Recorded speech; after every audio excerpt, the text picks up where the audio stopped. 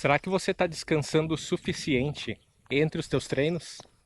Sabia que o teu relógio ou Smart Band pode te ajudar com isso? No vídeo de hoje eu vou te mostrar como usar o tempo de recuperação para evoluir e evitar de exagerar nos teus treinos.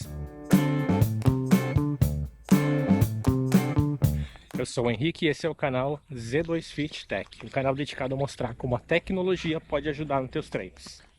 Muita gente acha que para melhorar na corrida a gente precisa treinar sempre cada vez mais forte e esquece que o descanso e a recuperação é tão importante quanto o treino.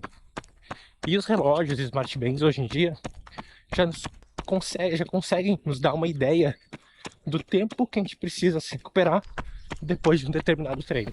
E só para alinhar a expectativa, tá, pessoal? Não acredito que a gente tenha que ficar refém, paranoico com a informação disponível na nossa Smart Band ou no Smartwatch.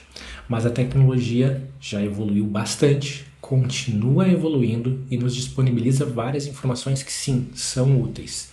Inclusive, se vocês pararem para pensar, muita da informação que a gente tem acesso hoje, antigamente, os profissionais só em laboratório para ter acesso a um nível de informação que hoje a gente tem disponível numa Smart Band de R$ 200, por exemplo.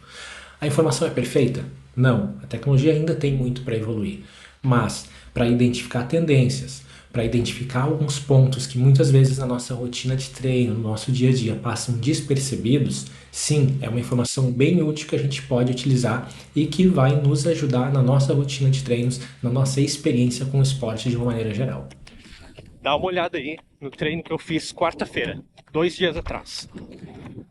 Esse treino aí, pro meu nível, correr esses 45 minutos nesse pace aí mais rápido, é bem exigente pro meu nível atual. Tanto que, olhando a frequência cardíaca, eu fiquei 10 minutos na minha zona 5, o que é muita coisa para ficar na zona 5. E aí olha o tempo de recuperação, 83 horas. Isso significa que eu tenho que esperar 83 horas antes de fazer um exercício?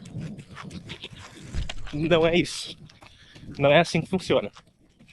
Essa recomendação são 83 horas para fazer um treino tão exigente quanto esse. Nesse meio tempo, não tem problema eu fazer outros tipos de treinos mais leves,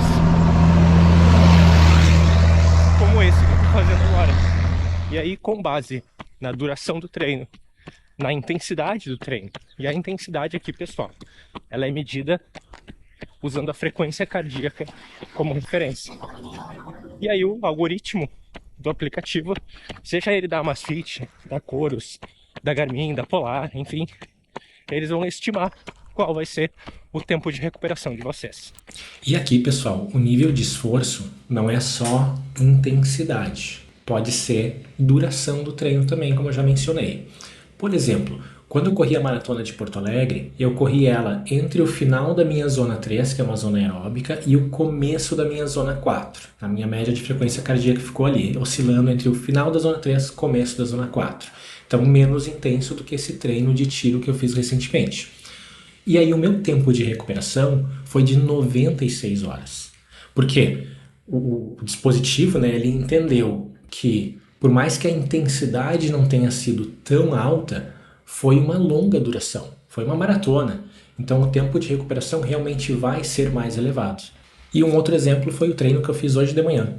Foi o meu longão da semana, foi 21 quilômetros, que eu corri novamente na minha zona 2, entre a zona 2 e 3, de menor intensidade, e o meu tempo de recuperação depois desse treino fechou em um pouco acima de 30 horas. Olha só, eu corri meia maratona, deu ali por volta de 2 horas de treino, e o tempo de recuperação foi de pouco mais de 30 horas.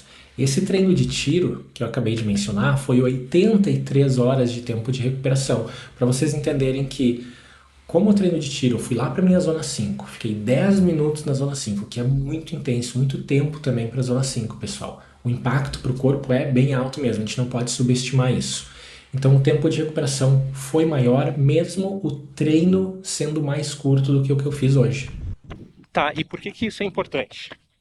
Pessoal, usando esse tipo de informação, a gente consegue evitar ou diminuir a chance de exagerar nos treinos, do overtraining. E aí a gente sabe, se a gente mantiver um nível de intensidade muito alto e um volume de treino muito alto que a gente não está preparado ainda, aumenta o risco de lesão. E também do efeito platô, que vocês vão acabar estagnando porque não estão dando tempo de recuperação para o corpo de vocês. E como que eu uso essa informação no meu dia a dia? Bom, pessoal, muito simples, não tem mistério, tá? Eu evito os treinos de tiro, os treinos muito intensos, ou os treinos muito longos, os longões, quando o meu tempo de recuperação está muito alto. Por exemplo, hoje, antes desse treino aqui, o meu tempo de recuperação estava em 51 horas, o que é muito alto. Então, no meu plano de treino, estava esse treino mais leve, mantendo uma frequência cardíaca aí 130 e alguma coisa, abaixo dos 140, que fica mais tranquilo. Então não tem muito mistério. Como eu disse lá no começo, não precisa ficar paranoico, refém da informação, mas ela é útil para usar no dia a dia de uma maneira simples, como eu acabei de explicar aqui para vocês. Eu, inclusive, já organizo os meus treinos para ter um bom intervalo de tempo entre os treinos de tiro, os treinos intensos, e os longões. Aí eu garanto que entre eles eu faça mais os treinos leves, os treinos regenerativos. Assim eu garanto que eu consigo manter a rotina e dar o tempo de recuperação adequado de acordo com o estímulo do treino. Então, pessoal, para concluir, vamos dar uma resumida aqui. Como é que eu vou usar na prática o tempo de recuperação? Minha dica para vocês. Se o tempo de recuperação de vocês estiver alto, e o que é o alto?